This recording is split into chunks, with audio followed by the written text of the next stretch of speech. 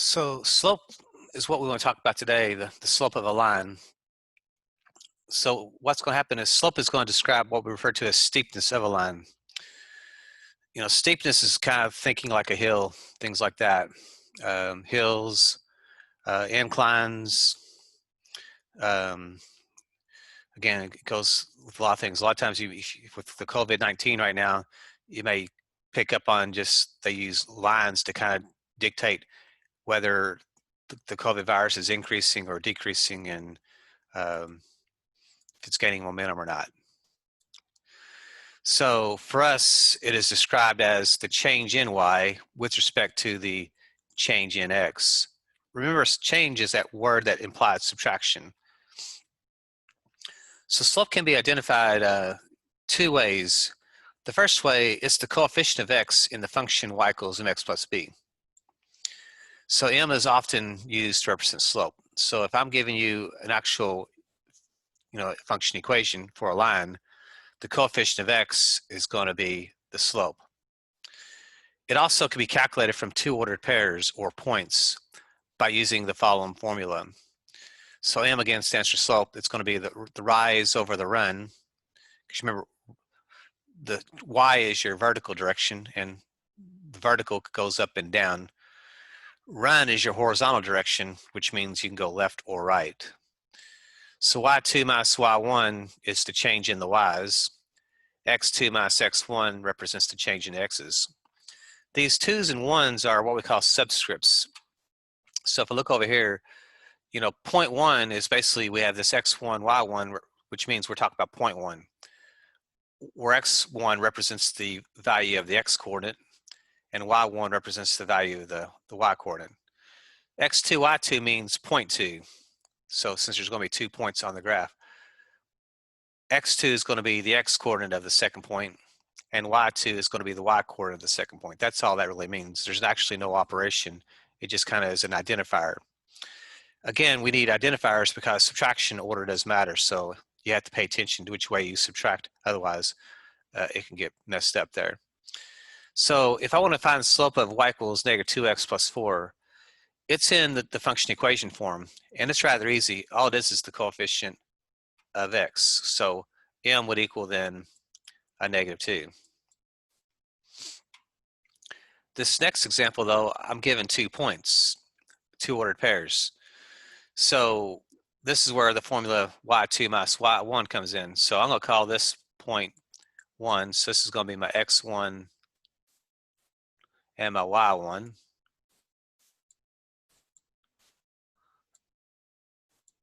And then point 2, this is going to define as my x2 and my y2. So the formula says to go y2 minus y1. So I have negative 1 minus 7 over then, and then in the bottom is going to be x2 minus x1. So that means you have to subtract the x coordinates. So that's 3, take away a negative 4. Again, we have all this subtraction going on, so we can KCC it. So keep change and change the 7 to a negative 7. And then we keep the 3, we change addition to, or subtraction to addition, and the opposite of a negative 4 is a positive 4. So when I do the math, negative 1 plus negative 7 is negative 8, and 3 plus 4 is 7. And since 7 doesn't really divide into 8 evenly, we just leave that as a fraction. Because notice that a slope, really, we prefer to have a rise over a run, an x or y over an x.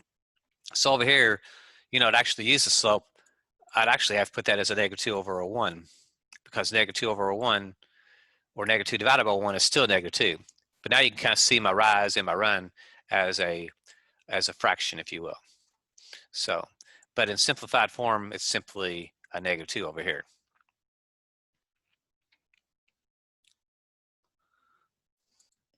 So if I would look at some more examples to find slope, again, the slope formula is rise over run, y2 minus y1 divided by x2 minus x1. And to find slope, you have to have 2 points. Or if you have the equation like this one, y equals -3/4 x plus 6, the coefficient of x is your slope. So that -3 divided by 4 is your slope. So -3/4 or -3/4 is your slope. So notice that we're starting to talk more about fractions, and we'll do more of that in our next lessons. So what is the slope of a line passing through the two given points? So again, to do this, you need to kind of identify, well, this is point 1, so x1, y1, and this is point 2, so this is x2, y2. So my formula says subtract the y's on top, y2 minus y1, so that's -2 minus 7, and we have to subtract the x's, so that's x2 minus x1, so -5 minus 0. So on the top, I got subtraction, so I want to write that as -2 plus -7. The bottom, though, you're just subtracting 0, so that's just going to be -5. So that's going to be a -9 over a -5. And it'd be good to just go and recognize that a negative divided by a negative is a positive, so we're just going to leave that as 9/5. So the next point we have is 3/2 and 5/2. So remember, we subtract the y's to start with, so 2 minus 2. And then we subtract our x's going in the same direction, 5 minus 3. Got to go in the same order. Well, 2 minus 2 is 0, and 5 minus 3 is 2. So how many 2's go into 0? Well, that would be 0. And remember, you always can check it. 0 divided by 2 is 0 because 0 times 2 is 0. That does check out. So the slope of those 2 points would actually be 0. So something else we come across is division by 0. In other words, if I have a number divided by 0, so if I have, like, say 5 divided by 0, that has to equal what? Remember, inversely, the inverse of division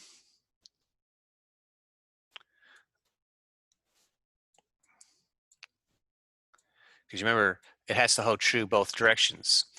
So something times 0 must get me back to the 5. So if you say 5 divided by 0 is 0,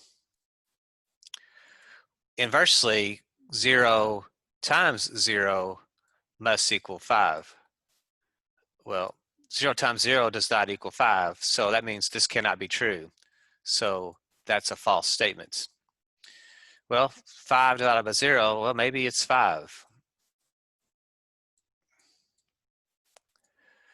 Well, to hold true, 0 times 0 has to give you, I'm sorry, I said 5 here. So let me try it again. So that should be I'm just going to start that one all over again. We may say 5 divided by 0 may be 5. Well, that means that 5 times 0 must give you 5 if I'm working back the other direction. Well, that doesn't hold true either. So the question is, if I look back up here, what times 0 is going to give you 5? And what we pick up on is that's not possible. There's no number times 0 that's going to give me 5. So what we pick up on is this is really not workable. So this is where we get into a no solution concept, or we use the word undefined. So when we have like 5 divided by 0, we cannot divide by 0. That's a division error. So since we cannot divide by 0, we use the phrase undefined because there's nothing times 0 that's going to get you back to 5. So that's kind of something we start to get into with division, is division of 0 is not possible. So it gets into slopes, there's basically four types of slopes. There's what's described as a negative slope. So if I pick a point on the graph and I pick another point on the graph, notice that your rise would be positive, but your run would be negative. And remember, slope is rise over run. That's a positive over a negative. And we know that a positive divided by negative is going to be a negative. So if the line goes down, we call that a negative slope. A lot of times we use what we refer to as Fred. Fred is this little character we use with slope. So Fred, I'm just going to rough sketch him. He has a pair of skis for a negative slope, and he has a backpack on for positive slope. So notice that if you go downhill, you're more of a skier. So Fred is a skier, that's a negative slope. On this next one, notice how you have positive slope. So if you put Fred on here, he's going to be going uphill, and that's a positive slope. Or again, if we pay attention to a point on the graph and another point on the graph, when I'll say if we go from point to point, we have to rise in a positive direction, and we have to run in a positive direction. So a positive over a positive is still going to be a positive slope. So we also put the little Fred on here. Here, Fred is he's a little hiker, so that's a positive slope. Meanwhile, over here, Fred turns into a skier. He's going downhill. This one right here, notice that Fred can't climb a vertical. He can't do that. That's undefined slope. So vertical line is undefined. What you pick up on is, if I pick a point and I pick a point, there's a rise, but there's no run. So there's a rise of a positive direction, but since there's no run, we use 0. You cannot have a 0 on the bottom because that means you're dividing by 0, and dividing by 0 means undefined. So if a line is going vertical, then we use the word undefined slope. So again, that's that word vertical. I don't think I wrote that down, but that's what I am trying to say to you is the word vertical. Vertical is up and down like this. So this is what we refer to as zero slope. So no slope really means zero slope. That's not really a good word. I prefer to use zero slope. So zero slope means you're moving from left to right. It's horizontal. So on this one, if you look, if I have a point here and a point here, there is no rise, but there is a positive run. And 0 divided by a positive number is always 0, because 0 times a positive number does give you back to 0. So that's what we refer to as zero slope. I really don't like that word no slope. 0 is actually a better value for that.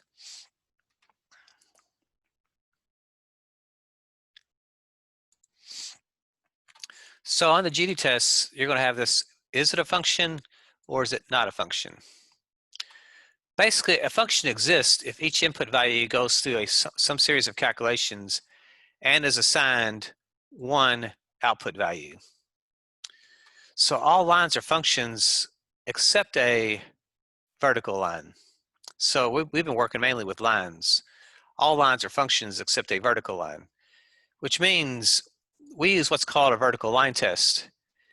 If a vertical line intersects more than one point on the graph, then the graph does not represent a function. So notice that if I make a table of ordered pairs,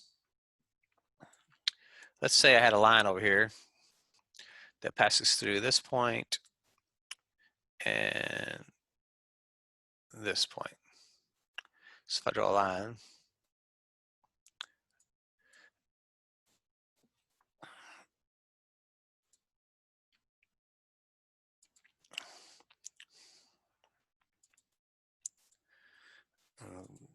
So if I look at this, if I draw a vertical line, kind of just imagine it, notice that it intersects the graph in just one point.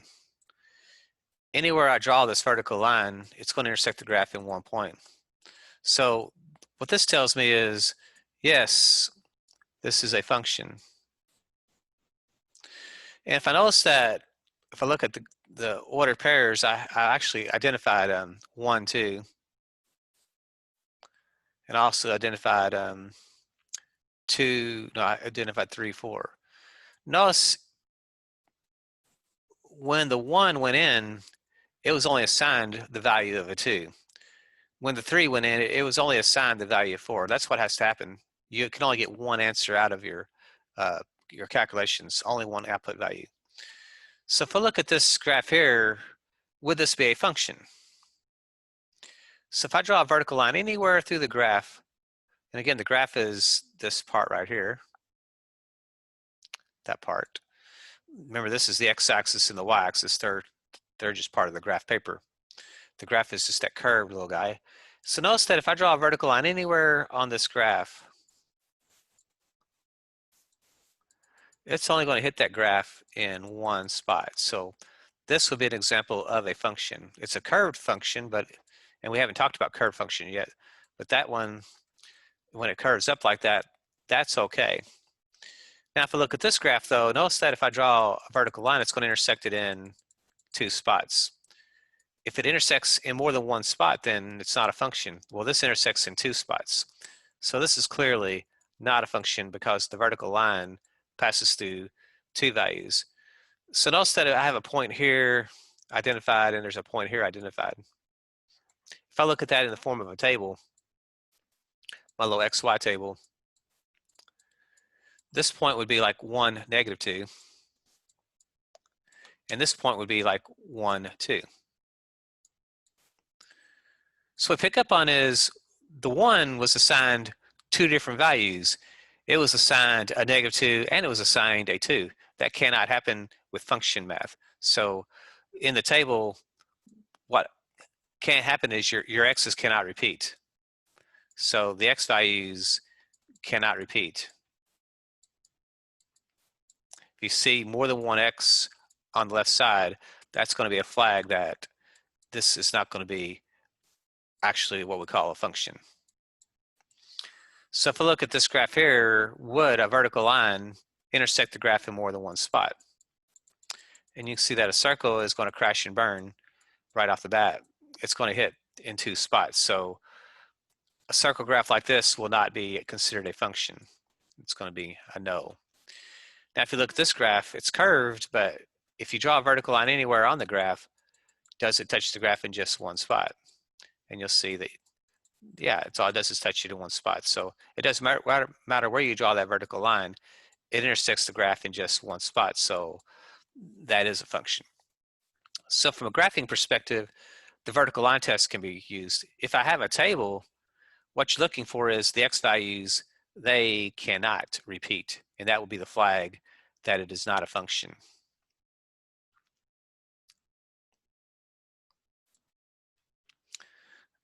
So that's going to conclude our lesson.